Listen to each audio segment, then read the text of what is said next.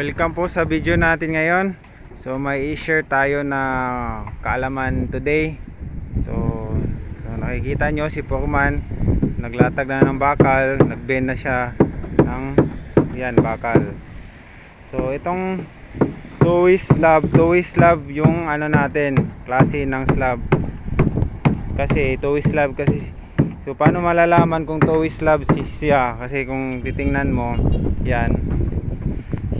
Yung ano niya, yung mahaba at saka yung maikli, hindi siya magdodoble kung i-ano mo siya, i-divide mo siya. So one way slab to, one way slab, one way slab, at saka dito one way slab. Two way slab, sorry. Two way slab to. So i-share namin kung paano maglatag ng bakal ng two way slab. Kung gusto niyo malaman, ituturo to ni Foreman.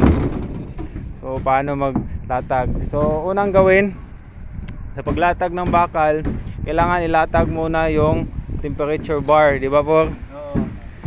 So saan dito yung temperature bar? Ito yung temperature bar. Ito.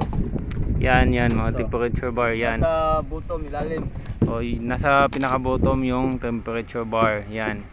So yan, medyo ano to, medyo complicated na konti lang naman. So yan. So ang next na gagawin, pag matapos na yung ano, dapat makita nyo yung L/4. Dapat naka-layout na yung yan, kagaya na yung Foreman, no?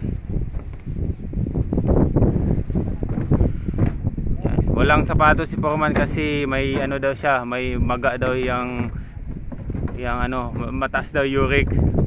So wala siyang sapatos ngayon. Yan. So dapat maano yung L/4 yan, no? L/4 yan, dapat aangat yan, alternate. Yan. Yan yung aangat na bakal.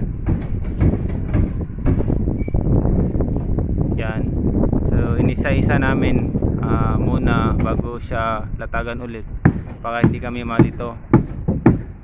Yan. So yan yung L/4, paangat kin na bakal.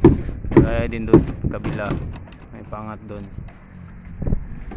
So yan yung ano, una. Tapos dito sa gilid at sa gitna, yan.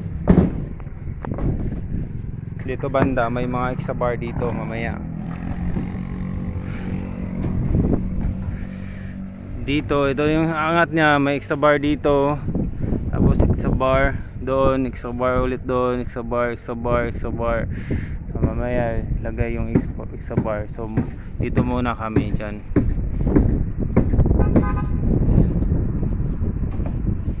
So yan, L/4 yan, pinuhitan. Tapos ang next na isusunod, ito dapat nasa taas, ay nasa taas ng temperature bar to. Tapos mamaya dito meron na lalagay dito mamaya. So spacing nito is 20. Yan.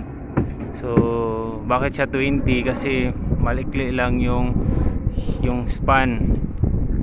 So sa calculation, safe na siya sa 20. So hindi kasi pag ano, yung usual na palit lang kasi itong bahay, yung usual 3 meter span o 4 meter span, usually nasa 15 yung ano spacing. Ito 20 lang, okay na to. 20 kasi maliit lang yung span eh. Yan, itong beam din maliit na din sa gilid. So yan o, binili na ni Foreman.